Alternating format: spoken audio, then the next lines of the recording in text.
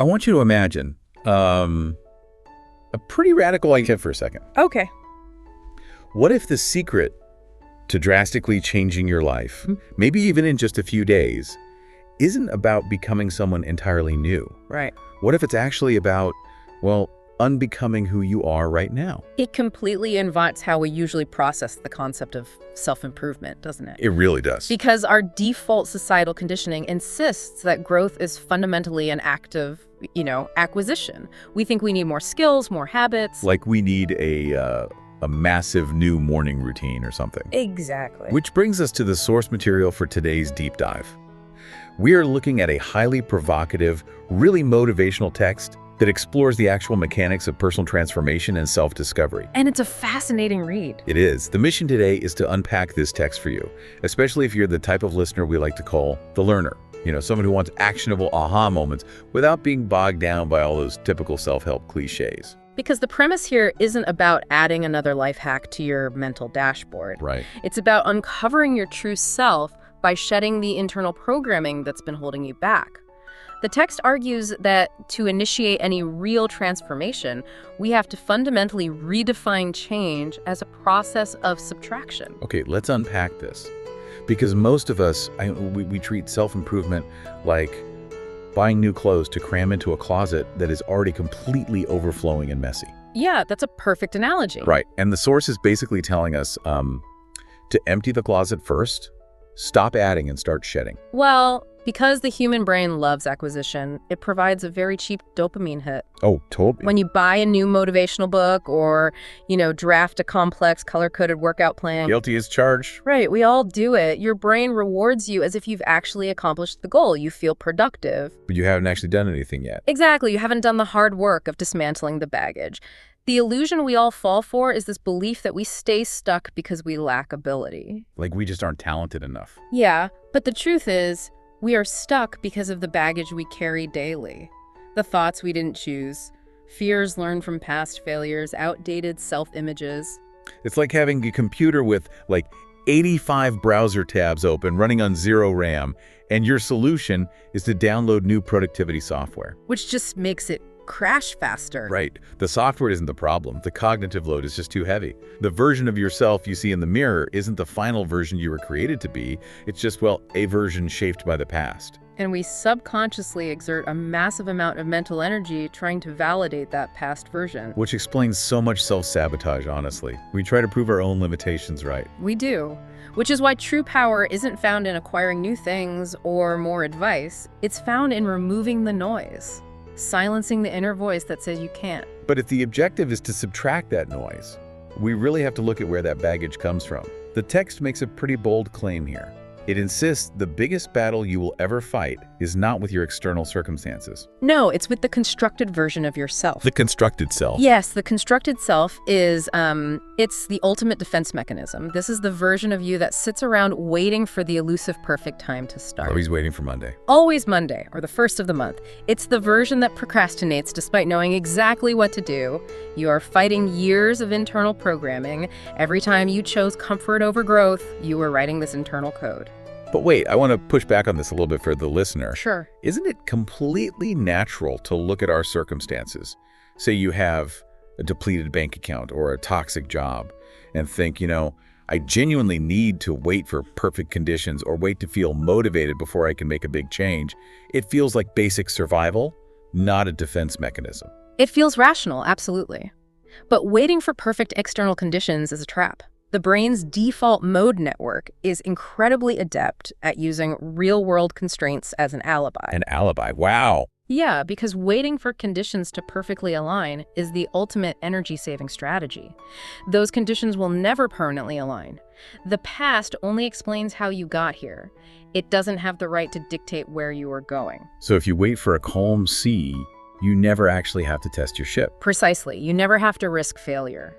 The internal decision to say enough is the only true catalyst for change. It shifts the focus from external excuses to internal accountability. Okay, so we hit that threshold, we say enough. Right. Here's where it gets really interesting though.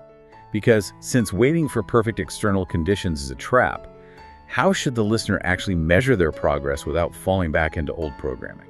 This is a crucial tenet in the text. It's Right. about how we view perfection versus evolution. The journey isn't about changing your personality into something flawless. It's a return to the person you were before the world told you who to be. Before all those disappointments make comfort more important than growth. Exactly. Perfection is an illusion that only makes you hate yourself every time you fall short. We tend to view perfectionism as a noble flaw, like, oh, I just care too much. But the text frames it as a highly aggressive mechanism for self-sabotage, right? It is. Because perfectionism is structurally designed to trigger the brain's fear center.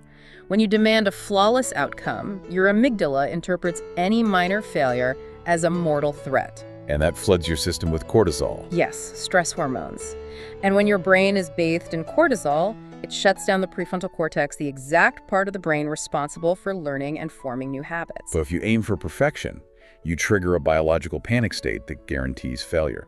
And that failure then neatly validates the old programming that says you aren't capable anyway. The loop just feeds itself. Okay. That's wild. So instead of perfection, the goal is evolution. Right? Being a slightly better version today than yesterday? Having a calmer mind, a more aware heart, living by your own values rather than just reacting to others. And this relieves so much pressure. Life doesn't change in one singular massive cinematic moment, like a movie montage. It changes through micro-decisions repeated daily until they form your new identity. It's the profound shift from seeking results to building an identity. A result is, say, losing 10 pounds. An identity is becoming the type of person who doesn't miss a workout. If you're listening right now, you don't need a massive overnight overhaul, just tiny daily votes for the person you want to become. Who you are a year from now is purely the result of the small things you choose today. The power lies in the quiet consistency of the step, rather than the grandiosity of the leap. I love that. Which transitions us perfectly into the application phase. We understand the theory of shedding programming. But how does the listener practically start doing this today? The source actually provides a highly specific 3-day action plan. Yes, a practical blueprint. The progression here is deliberately sequenced. So let's look in day 1. The primary directive is self-reflection. Which sounds easy, but is remarkably difficult.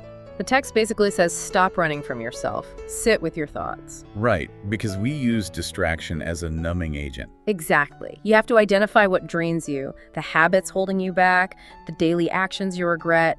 You cannot change something if you don't first acknowledge its existence. Like the classic doom scroll loop. You open an app to check one message, and an hour later you feel entirely depleted. Day 1 is about shining a harsh light on those mechanical loops, mapping the drains on your system. You have to sit in the discomfort of it. Okay, so day 1 is the audit, day 2 is the mental cleanse. And this introduces something that completely destabilizes how most of us relate to our own minds. Cognitive diffusion. Yes, recognizing that not every thought is worth believing. Our default state is cognitive fusion. We assume that if a thought arises, it's a fundamental truth. If I think, I am a failure, I fuse with that statement as absolute reality. We assume the mind is a perfect narrator, but some thoughts are just old scars. Right. Exactly. Just automatic echoes of past rejections. Day 2 asks you to question your thoughts. You ask, does this thought help me or does it keep me stuck? So you alter the language. Instead of I am a failure, you mentally reframe it to I am currently having the thought that I am a failure. That tiny shift changes everything. It turns a threat into just a data point.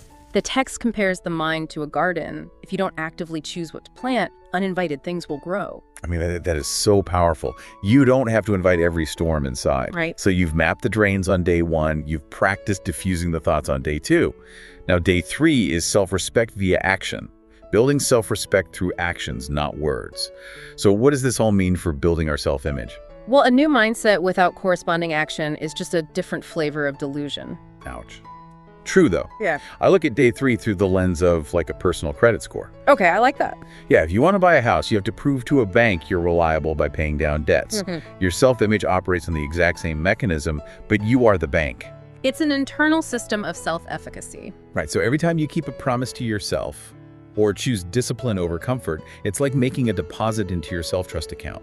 You send a message to your brain that you are reliable. You prove it to yourself, not anyone else. And that generates its own neurochemical reward.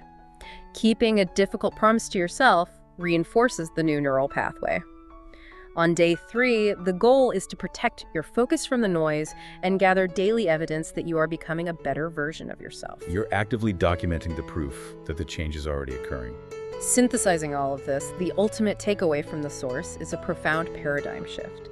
Personal transformation is not looking for a distant stranger in the future. It's a rescue mission. It is, rescuing the hidden self that's been trapped behind fear and hesitation. And that forces a confrontation with the text's ultimate question for you, the listener.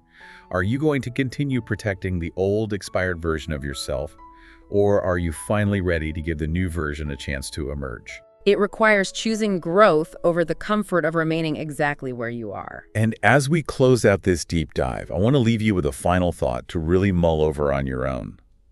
We established that your future self a year from now is entirely constructed by the tiny decisions you make today. The brain is always keeping a tally. Always.